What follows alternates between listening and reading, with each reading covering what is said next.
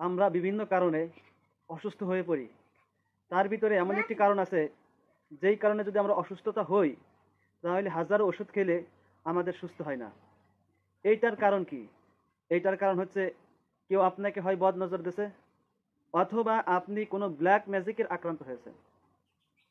হাদিস শরীফে আসছে, আল্লাহ রসুল বলেন, বদনজর মানুষকে মৃত্যুর পর্যন্ত পৌঁছায় দিতে পারে। বদনজর অনেক খারাপ। এজন্য বদনজর থেকে বাঁচার জন্য আল্লাহ রসুলের কিছু নির্দিষ্ট সুন্নত তরিকা আছে। আল্লাহ রসুলের জামানায় এক সাহাবী অত্যন্ত সুদর্শন ছিল। আর এক সাহাবী বললেন, ভাই তোমার শরীরের চামড়াটা অনেক সুন্দর। এই কথা বলার সাথে সাথে ওই সাহাবী বেহুশ হয়ে পড়ে যান। পরে আল্লাহ রসুলের কাছে এই খবর দিলে আল্লাহ রসুল বলেন, ওই ব্যক্তির বদ নজর লেগেছে এই সাহাবীর উপর। তখন আল্লাহ রসুল বললেন, ওই যেই ব্যক্তি বদ নজর দিয়েছে ওই ব্যক্তিকে গোসল করাও। গোসল করার পর ওই ব্যক্তির যে গোসলকৃত পানি, ওই পানি দিয়ে যেই ব্যক্তির উপর বদ নজর করা হয়েছে তাকে গোসল করাও। তখন তাই করানোর পর ওই অজ্ঞান ব্যক্তির হুঁশ হয়। তখন থেকে সাহাবাই কেরাম যদি তাকে কেউ বদনজর করতো তাহলে সে তার গোসলের পানি অথবা তার কোনো কাপড় ধোয়া পানি অথবা সে যেই জায়গায় বসতো কিংবা সে যেই জিনিস ব্যবহার করতো ওই জিনিস ধোয়ার পানি দিয়েও গোসল করলে বদনজর দূর হয়।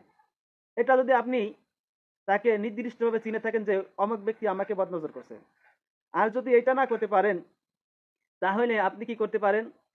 হাদিসের ভিতরে আসছে, একবার আয়াতুল কুরসি, একবার সূরা কাফিরুন, একবার সূরা ইখলাস, একবার সূরা নাস, একবার সূরা ফালাক, এইগুলো পড়ে আপনি পানিতে দম করবেন এবং ওই পানির ভিতরে 7টা বড়ই পাতা দিয়ে রাখতে হবে আগের থেকে।